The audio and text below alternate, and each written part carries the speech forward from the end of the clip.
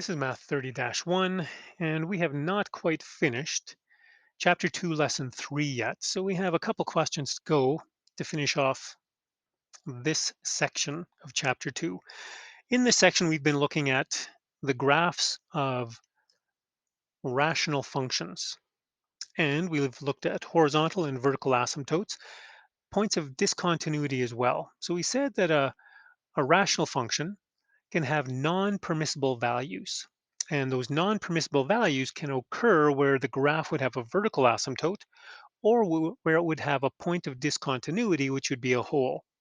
As we look at question 5 here, we are asked to write the equation of a rational function that has both a hole and a vertical asymptote. We want to state the coordinates of the hole and the equation for the asymptote as well. So if you haven't done this question already, I'll have you pause this and then restart it once you've created a rational function with these characteristics.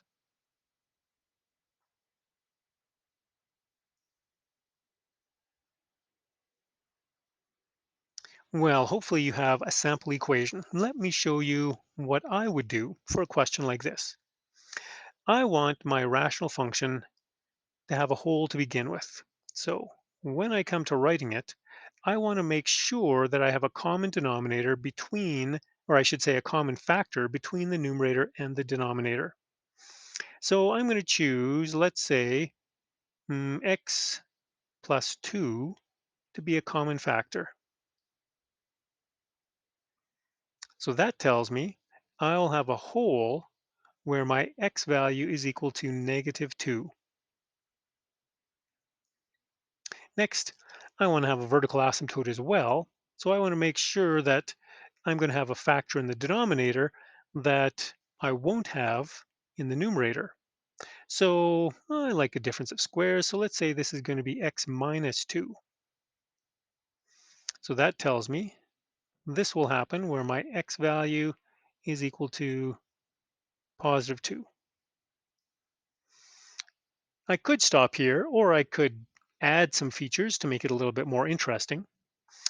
State the coordinates of the hole and the equation of the asymptotes. Well, I think what I'm going to do to make this a little bit more interesting is I'm going to add another factor in my numerator, and I'll go for something relatively simple, just a 2x in my numerator. Now, I'm just asked to write the equation of a rational function. It doesn't say in expanded form or factored form. This would be the factored form version. Suppose it said in expanded form, then I would multiply them out, and my numerator would be a 2x squared plus 4x, and my denominator would be x squared minus 4. So as this question was worded, either of the two equations stated would work. Now, we want to state the coordinates of the hole. So when we have this word coordinates, generally that's going to mean we want both the x and the y value. So far we know the x value, we don't know the y value. So as I'm looking for that, I'm going to use this factored form and simplify it down. So remember, we could cancel out that common factor, which would give me 2x over x minus 2. And again, I have that restriction that x can't equal negative 2. It also can't equal positive 2, but I can see that from my denominator as it's written. Then what I would do is I'd actually plug in that non-permissible x coordinate. So I'm going to actually plug this in place of the x's. And that will give me 2 times negative 2 will be a negative 4 on top. Negative 2 minus 2 is a negative 4 on the bottom, which gives me a positive 1. So my hole, and again, we could say that's a point of discontinuity. That happens when my x coordinate is a negative 2 and my y coordinate is a 1. So there I have the coordinates for my hole. Here is the equation for my vertical asymptote. I haven't talked about a horizontal asymptote. So remember, for the horizontal asymptote, we'll look at this highest degree term in the numerator and the highest degree term in the denominator, and we'll say that we have a horizontal asymptote at y equals 2 over 1, or we'll just say where y is equal to 2. And that will be the equation for a horizontal asymptote. So we've done the whole and equation of asymptotes. We could write our equation in this form, or we could write our equation in that form.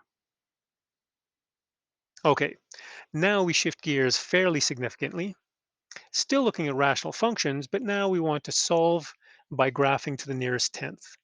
So again, we have two options for when we're going to solve by graphing. I could say, well, let's graph this side as y1, this side is y2. So I'd say y1 is equal to 8 over x squared plus 1, and I'd graph y2 is equal to x. And if I do this method, then I want to calculate the x coordinate of the intersection.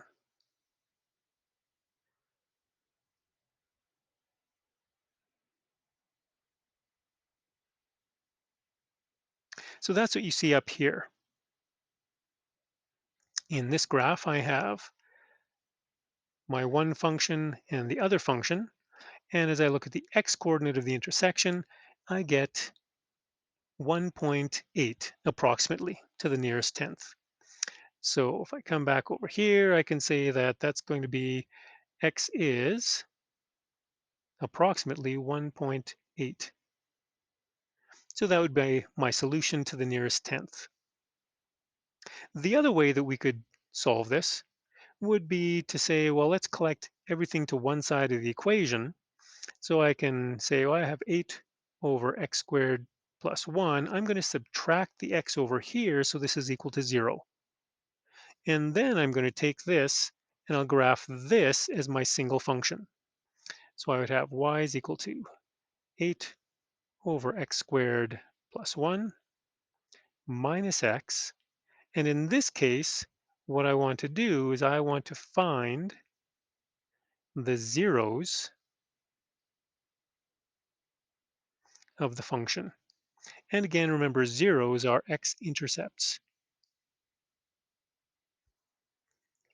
So as we come over here, that's what we did in this situation.